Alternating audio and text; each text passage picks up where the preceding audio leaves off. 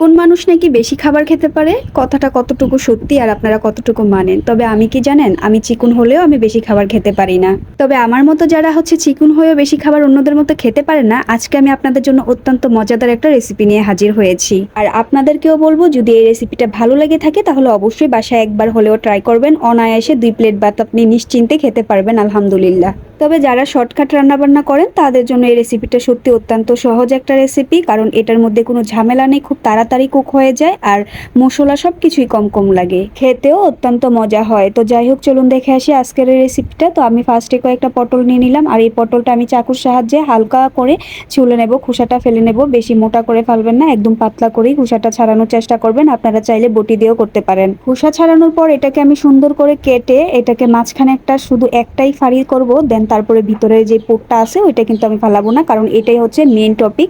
আর খেতেও খুব মজা। তো পটলের মধ্যে যে বিচিগুলো থাকে এগুলো রান্নার সময় কামড় পড়লে কার কাছে কেমন লাগে জানি না, বাট আমার কাছে অনেক ভালো লাগে। আর এটাই হচ্ছে আসল পোটটা।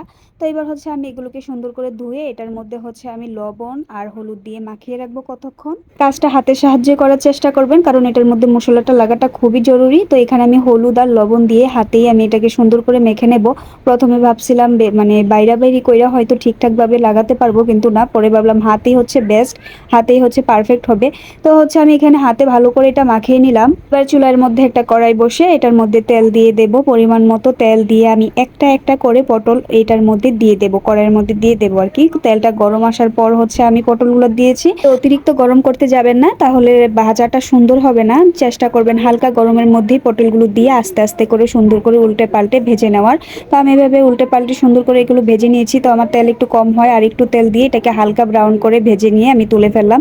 তার মধ্যে আর একটু তেল দিয়ে আমি এটার মধ্যে পেঁয়াজ আর কাঁচামরিচ দিয়ে ভালো করে নাড়াচাড়া করে নিলাম। তারপর পেঁয়াজ আর মরিচ একটু ভাজা ভাজা হয়ে গেলে এটার মধ্যে আলাদা রাখা আমি দিয়ে দেবো পটলের বিচিগুলা, আর এটা দিয়ে একটু লবণ দিয়ে সুন্দর করে মাখিয়ে এটাকে ভালো করে কষিয়ে এটার মধ্যে দিয়ে দেবো একটু পানি সিদ্ধ হওয়ার জন্য। ব্যাস, এই পানিটা দেওয়ার পর এটার মধ্যে আমি দেব একটু হলুদের গুঁড়া, একটু মরিচের গুঁড়া, দেন একটু জিরে গুঁড়া। তারপর এখানে দিয়ে দেবো আদা রসুন বাটা। এখানে পরিমাণ মতো আদা রসুন বাটা দিয়েছি, আপনারা আপনাদের পরিমাণ মতোই দিবেন। দেন আমার এটাকে ভালো করে কষাবো। এখানে এটাকে আমি ভালো করে কষিয়ে এটার মধ্যে দিয়ে দেবো একটা ডিম, আর এই ডিমটা মাস্ট বি দেওয়ার চেষ্টা করবেন। এই ডিমটা কিন্তু আপনার রান্নাটার স্বাদটা একদম অন্যরকম করে ফেলবে। তো ডিমটা দেওয়ার পর এটার মধ্যে আমি দিয়ে দেবো আলাদা বেজে রাখা পটলগুলো দেওয়ার পর এটাকে আমি আরো একটু ভালো করে নাড়াচাড়া করে যেন মশলাটা পটলগুলোর ভিতরে যায়। তারপর এখানে একটু পরিমাণ মতো পানি দিয়ে দেবো, যেন সবগুলো ভালো করে সিদ্ধ হয়ে মশলাটা কষানো হয়ে যায়। এটা যেন ভালো করে সিদ্ধ হয় সেজন্য আমি একটু ভালো একটা ঢাকনা দিয়ে ভালো করে ঢেকে রাখবো। কিছুক্ষণ পর ঢাকনা তুলে দেখবো এটা আমার কেমন হয়েছে। এই যে দেখেন, অনেক সুন্দর একটা কিন্তু কালার আসছে। ঢাকনা তুলে আমি আরো একটু সুন্দর করে নাড়াচাড়া করে এটাকে রান্না করে নেব, যেন মশলাটা আরো ভালো করে লেগে যায়। তো ব্যাস, আমার রান্না কিন্তু প্রায় কমপ্লিট। এখানে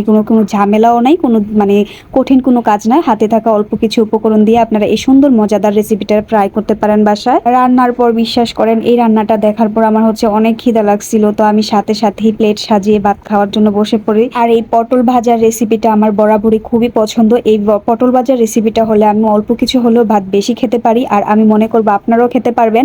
আর যদি চান অবশ্যই বাসায় একবার হলেও ট্রাই করবেন, আর অবশ্যই বলবেন যে কেমন হয়েছে। তার সাথে কিন্তু আমি মরিচ বাটার ভর্তাও নিয়েছিলাম। বিশ্বাস করেন, একদম দুপুরবেলা এই তাজা খাবারটা খেয়ে আমার পুরা কলিজা একদমই ঠান্ডা। তো আজকের এই ভিডিওটা কেমন হয়েছে বা কেমন লাগলো আপনাদের কাছে অবশ্যই কমেন্ট করে জানাবেন। আর যারা আমার মতো চিকন আছেন তারা অবশ্যই বাসায় এই রেসিপিটা ট্রাই করবেন।